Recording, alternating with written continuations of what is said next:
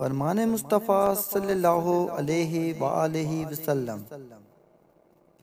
ابن شہاب کہتے ہیں، مجھ کو ابو سلمہ بن عبد الرحمن نے حضرت جابر بن عبداللہ انصاری رضی اللہ تعالیٰ عنہما سے یہ روایت نقل کی کہ آپ صلی اللہ علیہ وآلہ وسلم نے وحی کے رک جانے کے زمانے کے حالات بیان فرماتے ہوئے کہا کہ ایک روز میں چلا جا رہا تھا کہ اچانک میں نے آسمان کی طرف ایک آواز سنی اور میں نے اپنا سر آسمان کی طرف اٹھایا۔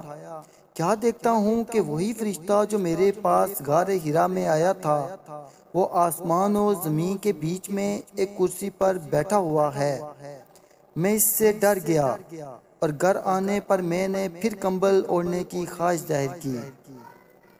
اس وقت اللہ پاک کی طرف سے یہ آیات نازل ہوئیں، اے لحاف اوڑھ کر لیٹنے والے، اٹھ کھڑا ہو اور لوگوں کو عذاب الہی سے ڈرا اور اپنے رب کی بڑائی بیان کر اور اپنے کپڑوں کو پاک صاف رکھ اور گندگی سے دور رہ۔